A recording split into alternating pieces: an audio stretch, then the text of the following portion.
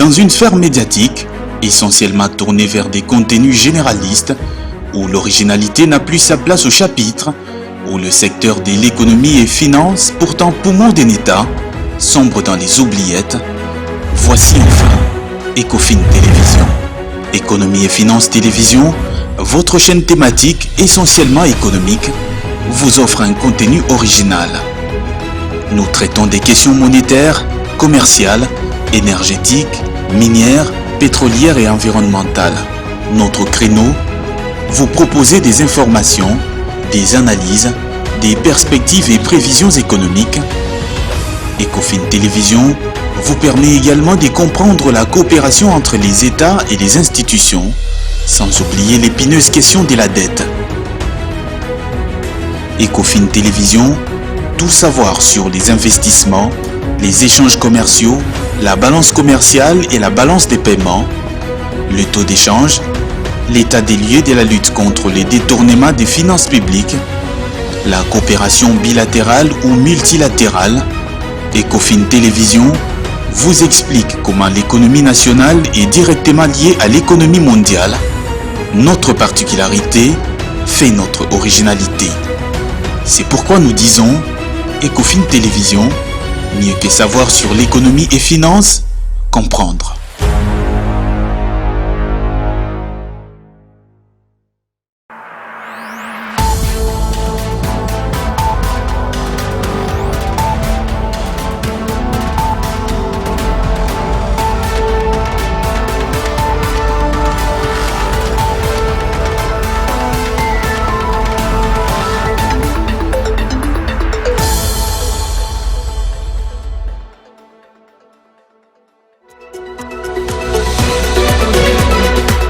L'Assemblée nationale a déclaré recevable le projet de budget exercice 2023 avec un taux d'accroissement de 32,6%.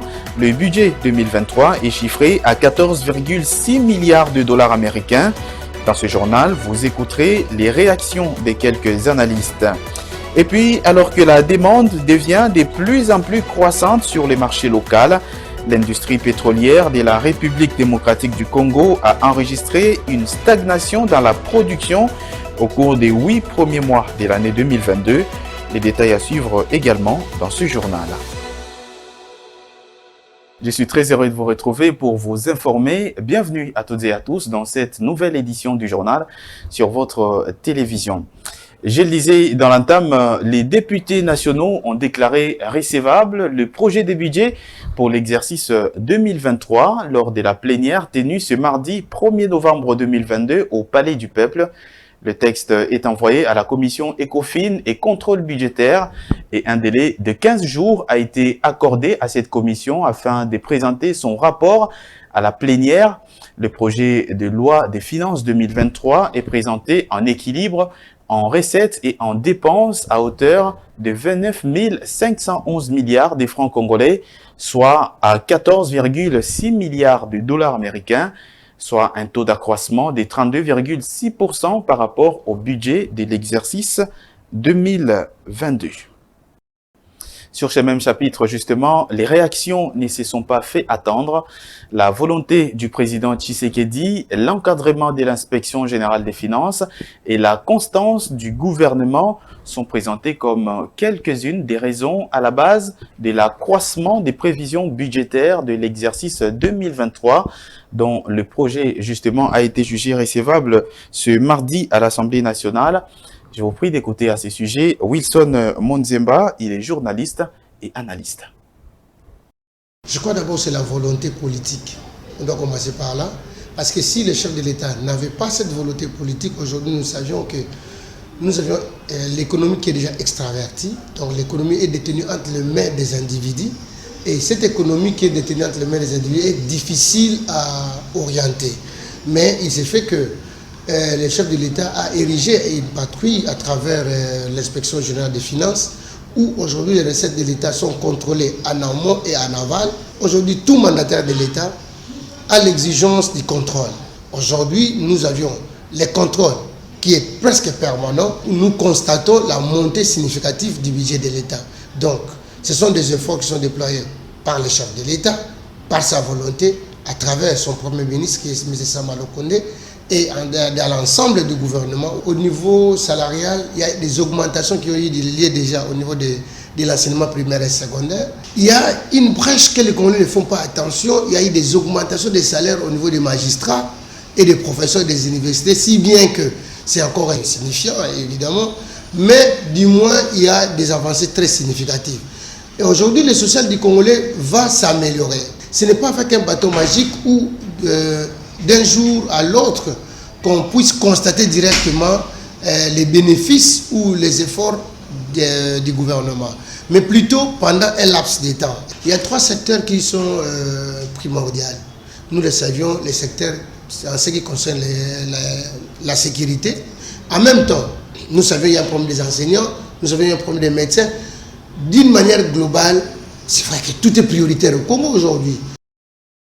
Restons sur ce même sujet, réagissant sur cette question justement de la recevabilité du budget à l'Assemblée nationale lors d'une émission sur Ecofin Télévision. Fidèle Nsenga, président national de Action citoyenne pour le développement, exhorte l'inspection générale des finances à intensifier sa patrouille financière pour garder l'ascension dans la mobilisation des recettes de l'État et par ricochet l'accroissement du budget national.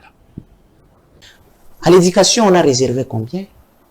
Et on a réduit, il ne faut pas seulement peut-être dire qu'on a réduit au niveau des institutions 30%. Un député particulièrement va toucher combien dans le budget 2000? Tout est mentionné là-bas. Par rapport à l'augmentation sur le volet social et investissement, c'est très important. Mais nous insistons plus. Il faudrait que ce qu'on nous donne comme chiffre puisse commencer à correspondre avec la réalité. Le vécu quotidien, la réalité. Récemment, nous avons vu le recette, on a mobilisé 4 millions. Nous avons félicité. D'ailleurs, c'est par ici pour moi l'occasion de féliciter. Si cela a été possible, c'est notamment grâce au travail des titans conjugués par un patriote qu'on appelle Gilles Alinguetti. Bien sûr. Vous connaissez qu'il y a eu beaucoup de choses, des mafias qui s'est passé au niveau de notre pays. Et cet homme, il mérite nos encouragements parce qu'on ne pouvait pas accepter que, par exemple, dans une institution, il est prévu qu'un directeur général puisse toucher 5 000 $. Mais il se crée des rubriques où il se retrouve à la fin du mois avec 50 000 $, sans compter les détournements. Mais Gilles Alinguetti, il est cet homme qui est venu mettre terme à cela. Et si aujourd'hui nous avons vu cette augmentation, c'est justement grâce à lui. Avec sa patrouille financière, avec sa patrouille financière, bloque pratiquement. Et je l'encourage, j'encourage cette institution, d'aller fouiller encore dans les institutions là où il n'est pas encore passé. En l'occurrence, par exemple, la présidence de la République. Les gens confondent malheureusement, ils prennent tout politiquement. Quand on parle de la présidence de la République, ce n'est pas le président de la République. Celui qui gère l'argent, ce n'est pas le président de la République. L'Assemblée nationale, celui qui gère l'argent, ce n'est pas l'honorable président Bosso. C'est toute une institution. On doit regarder partout. Il y a aussi des entreprises.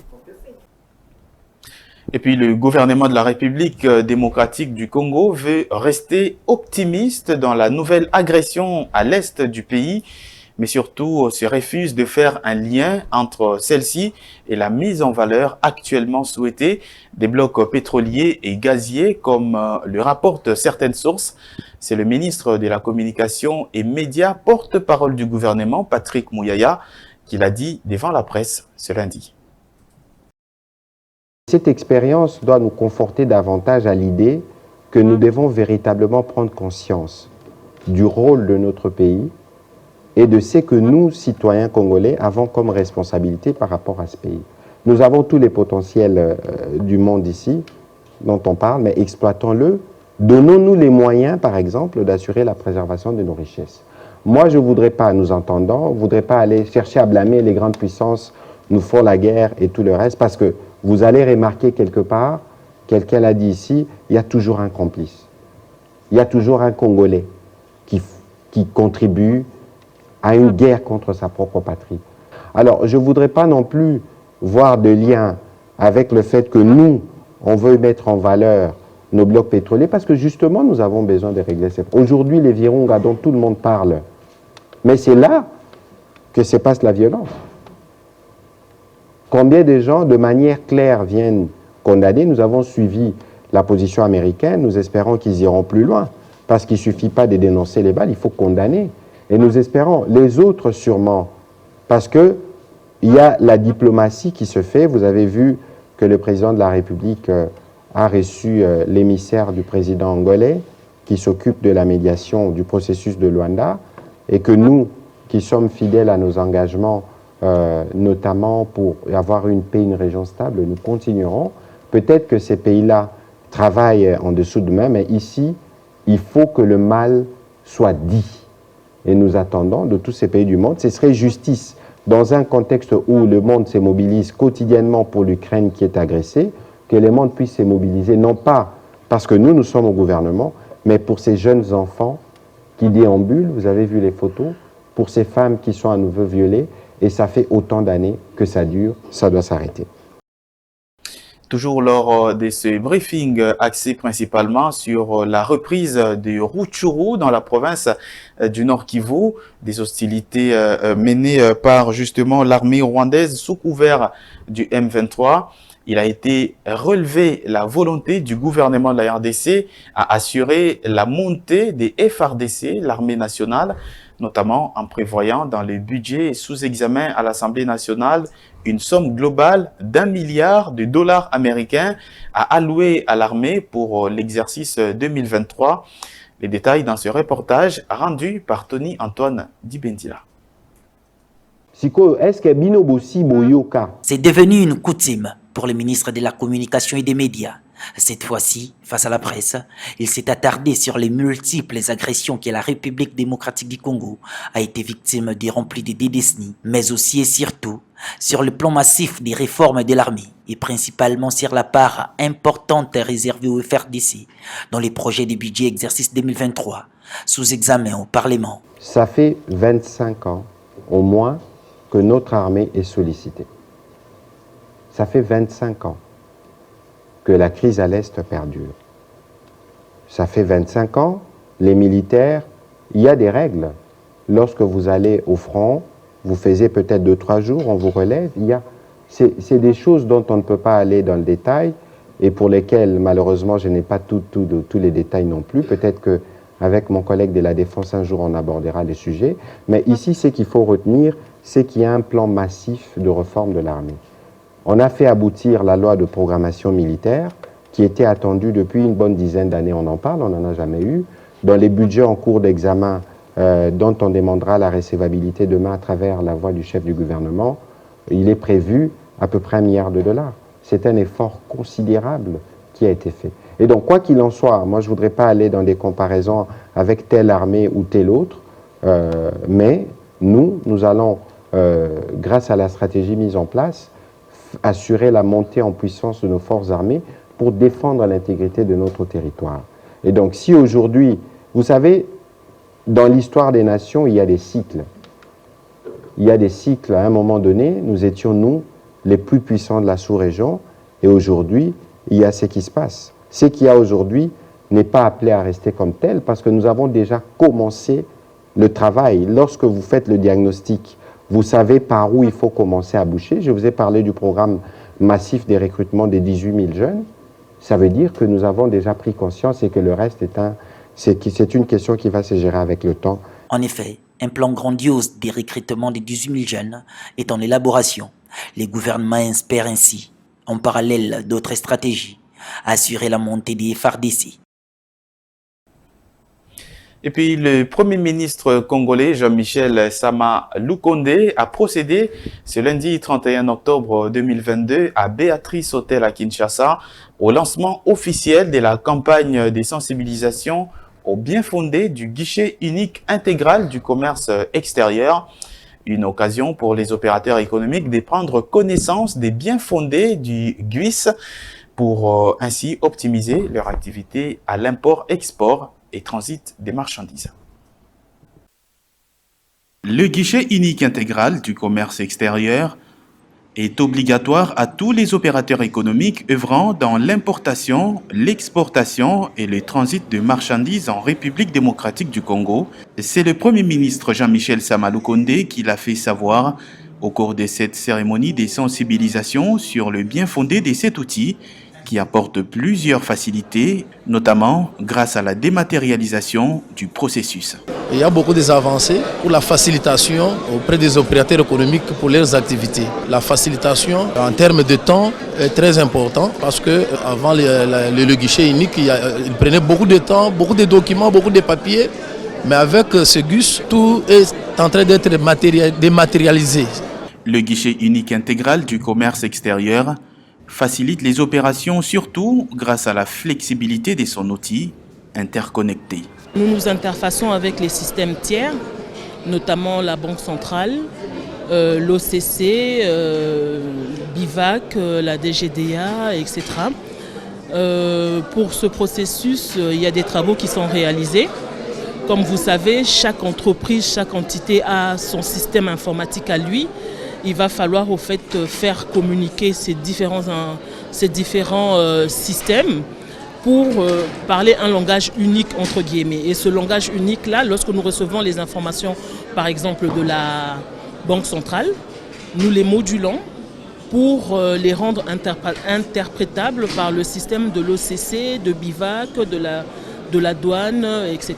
La réforme du guichet unique intégral du commerce extérieur va principalement permettre la facilitation des échanges commerciaux et la simplification des procédures de dédouanement en vue d'assainir les climats des affaires et des investissements et surtout de faciliter le commerce extérieur par une amélioration des procédures de tous les intervenants afin de stimuler la croissance économique et maximiser la mobilisation des recettes de l'État. Toujours en marge de cette activité, nos reporters ont approché le directeur des opérations du guichet unique intégral du commerce extérieur, Ségus. Pour lui, le nouvel outil des GUIS, justement, vient faciliter les opérateurs économiques congolais et étrangers dans leurs opérations d'import-export et transit des marchandises en dématérialisant notamment l'ensemble du processus. C'est une campagne de vulgarisation, de sensibilisation sur la réforme du guichet unique parce qu'après autant d'années, il était important que l'État, vous avez bien vu la présence de l'excellence Premier ministre, chef du gouvernement et le comité de suivi, de supervision qui ont souhaité venir rappeler le caractère obligatoire parce que lorsqu'on parle d'une réforme, on voit le caractère obligatoire. Et c'était important de le faire et voilà que nous avons intervenu sur le plan technique parce que nous, Ségus, en termes de mission que nous avons, c'est de déployer un outil informatique à la portée de tous les intervenants, importateurs, exportateurs, transit, qui leur permettrait de travailler. Ça veut dire d'effectuer leurs opérations d'import, export, transit, sans pour autant se déplacer. En ligne, vous vous connectez, vous faites votre demande et vous recevez les réponses, ça veut dire les documents qui sont dématérialisés. Et cela demande un travail, une implication de toutes les parties prenantes. Et un guichet unique, comme on dit, c'est une facilité. Et dans la facilité, on voit quoi? On voit un point unique qui permet à tout opérateur de déposer ses informations et recevoir les documents qu'il a sollicités. Voilà pourquoi c'était important de montrer le caractère obligatoire, mais au travers d'un outil que nous avons déployé depuis tant d'années, mais que solliciter l'implication, ça veut dire demander aux opérateurs de s'approprier cet outil pour faire avancer les choses au niveau du pays, parce que c'est en termes de maximiser les recettes, en termes d'apporter de la transparence, en termes de sécurité, et cet outil répond à ces obligations. L'outil qu'on a présenté, c'est vraiment l'ensemble des réponses aux questions que les opérateurs économiques ont toujours élevées comme problématiques. Je lisais également dans l'entame de ce journal, l'industrie pétrolière de la République démocratique du Congo a produit 4,394 millions de barils de pétrole au cours des 8 premiers mois de l'année 2022, contre seulement 4,852 millions de barils de pétrole la même période en 2021. Ces données rendues publiques par la Banque centrale du Congo dénotent de la faible production de l'industrie pétrolière de la RDC, alors que la demande devient de plus en plus croissante sur le marché local. Au cours des 8 premiers mois de l'année 2022, les industries pétrolières de la République démocratique du Congo n'ont pas enregistré des grandes avancées en termes de production pétrolière, Les données publiées par la Banque centrale du Congo renseignent que l'industrie pétrolière de la RDC a produit 4,394 millions de barils de pétrole. Cette production est très loin de répondre à la demande en produits pétroliers de plus en plus croissante sur le marché national de la République démocratique du Congo. Au cours de la même période de l'année 2021, la production pétrolière en 8 mois a été de l'ordre de 4,852 millions de barils, malgré son potentiel pétrolier estimé à plus de 22 milliards de barils de pétrole. La République démocratique du Congo reste dépendante de l'importation du pétrole à l'international. Pour toute l'année 2021, l'industrie pétrolière de la RDC n'a produit que 8,455 millions de barils de pétrole. Place à présent à la revue de presse. Elle est lue et sélectionnée pour vous par Betty Tamfumu.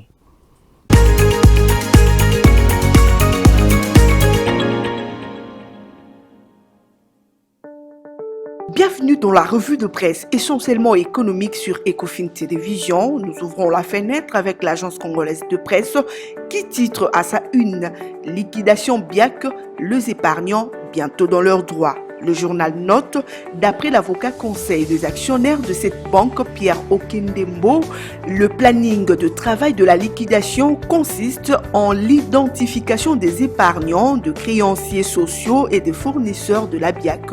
Le confrère précise que c'est conformément à la décision de la liquidation volontaire de cette institution financière prise le 30 septembre 2022 par le Conseil d'État. Le confrère enchérit dans cette disposition portant signature du juge du Conseil d'État Joseph Kanza. Le Conseil d'État stipule dans son article 3, je cite, la liquidation volontaire de la BIAC SA, telle que décidée par ses actionnaires, devra se poursuivre jusqu'à la décision à intervenir sur le fond. Le Conseil d'État écrit le confrère a poursuivi Maître Okendembo, affaire qui opposait les actionnaires de la BIAC Louis Blattner et Jonathan Blattner à la Banque centrale du Congo BCC. Le confrère enchérit que le tribunal de commerce de Kinshasa-Gombe, dans son ordonnance rendue publique en faveur de la BIAC, le confrère précise que le Conseil d'État s'est fondé sur, entre autres documents, le traité du 3 août 1984 entre les États-Unis d'Amérique et la République démocratique du Congo. D'après Maître Okendembo, poursuit les confrères, le Conseil d'État a relevé dans la justification de son ordonnance que la primature avait instruit la BCC sur la fin de la liquidation forcée de la BIAC, a conclu le confrère. Bemba RVA, la saga judiciaire se poursuit, en titre à lire dans le quotidien Le Phare.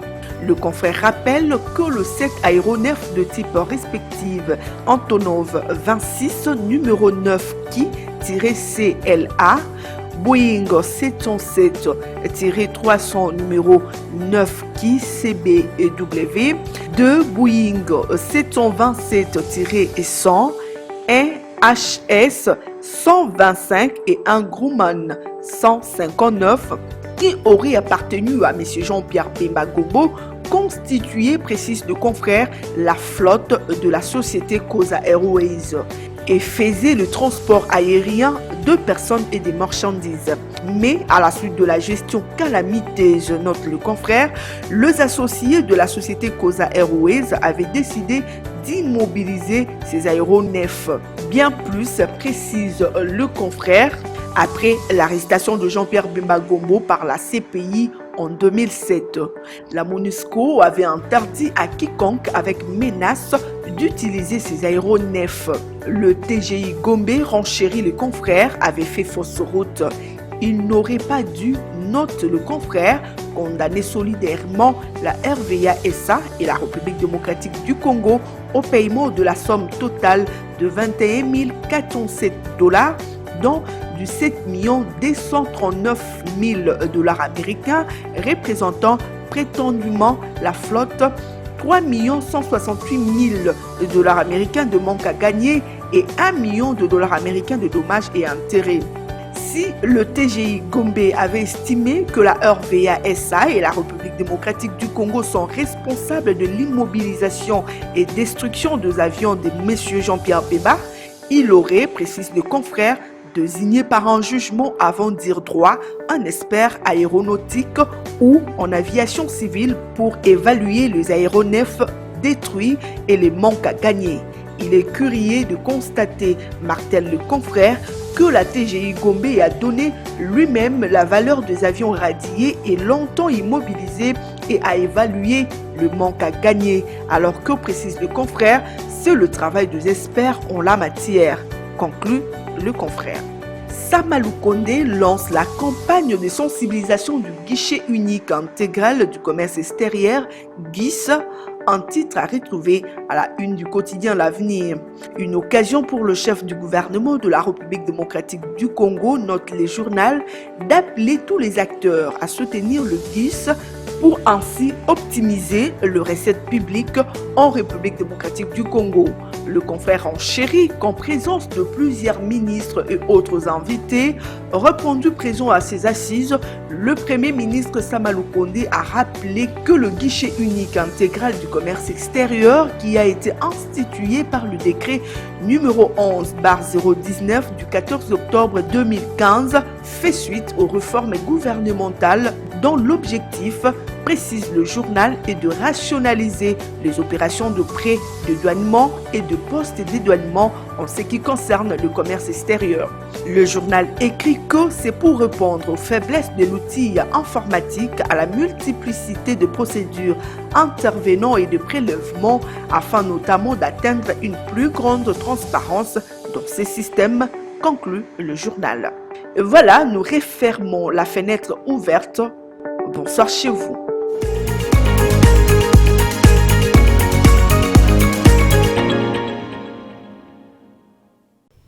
Nous sommes arrivés à la fin de cette édition du journal. En voici le rappel des titres. L'Assemblée nationale a déclaré recevable le projet de budget exercice 2023 avec un taux d'accroissement de 32,6%. Le budget national pour l'exercice 2023 est chiffré à 14,6 milliards de dollars américains. Dans ce journal, vous avez écouté les réactions des quelques analystes.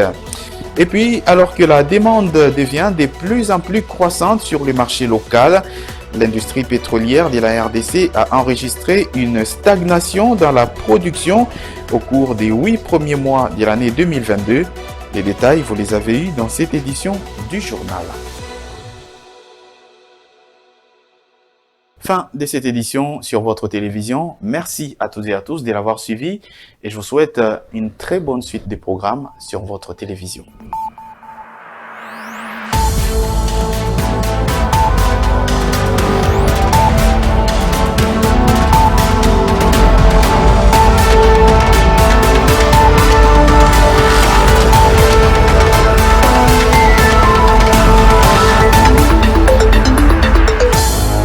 Dans une sphère médiatique, essentiellement tournée vers des contenus généralistes, où l'originalité n'a plus sa place au chapitre, où le secteur de l'économie et finance, pourtant poumon d'un État, sombre dans les oubliettes, voici enfin Ecofin Télévision.